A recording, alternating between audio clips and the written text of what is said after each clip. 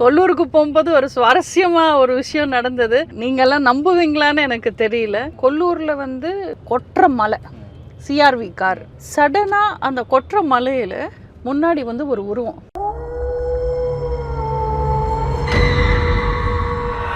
நானும் என் பிஏ பின்னாடி உட்காந்துருக்கோம், எங்க அம்மா முன்னாடி உட்காந்துருக்காங்க. சென்னையில கிளம்பி தும்கூர் வழியா நாங்க போறோம். மஞ்சுநாதரை பாக்குறோம், வழி மிஸ் பண்ணிட்டோம்.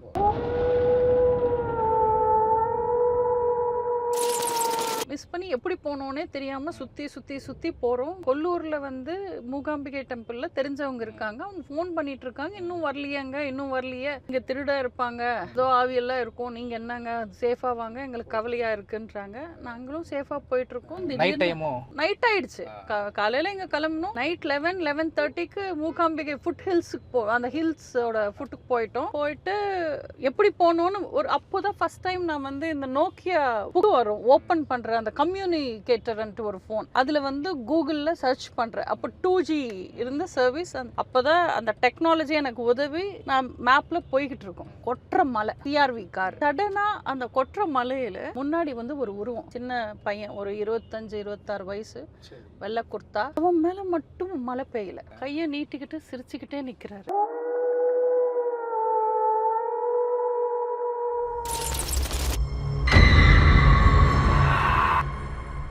அது ஃபஸ்ட்டு நான் பார்த்து ஓட்டுறவர்கிட்ட அண்ணன் அண்ணன் அண்ணன் வண்டி நிப்பாட்டாதீங்க, பிரேக் போடாதீங்க, போங்க போங்கன்ற.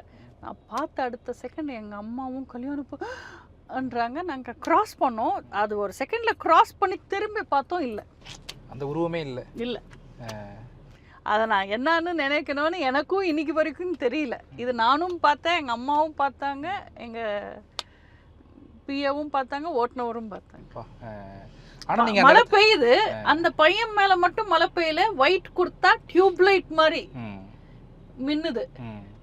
அப்படி கிராஸ் பண்ணும் திருப்பி இல்ல. ஆனா நீங்க ஏன் அந்த இடத்துல வண்டி எடுக்க சொன்னீங்க? மத்தவங்களா இருந்தா நிப்பாட்டி பயமா இருந்தது. அந்த பையனோட சிரிப்பும் கையை நீட்டிக்கிட்டு சிரிக்கிறது பாக்குறதுக்கே பயமா இருந்தது. நிப்பாட்டாதீங்க, பிரேக் போடாதீங்க அப்படின்ற. அப்படி கிராஸ் பண்றோம், நானும் என் பையன் இப்படி திரும்பி பாக்குறோம், இல்ல, அந்த உருவம் இல்ல.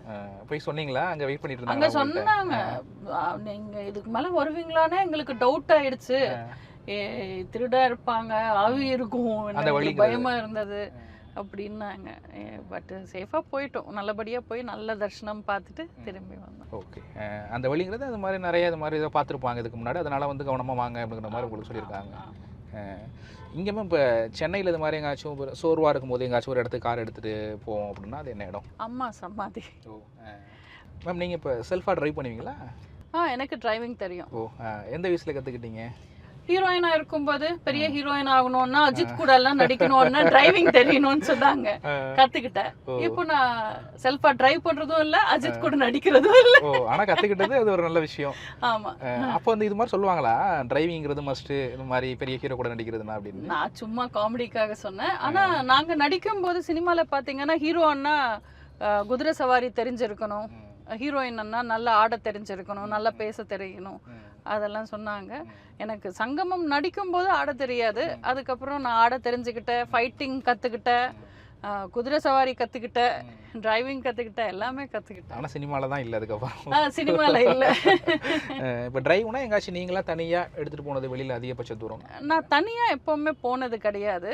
பட் கடைசியாக நான் ஓட்டுனது எனக்கு ஞாபகம் இருக்கிறது 2013 எங்கள் அப்பாவை திருப்பதியிலேருந்து எங்கள் கிராமத்துக்கு டிரைவ் பண்ணி கூட்டிகிட்டு போனேன், அந்த ML 350 காரில்.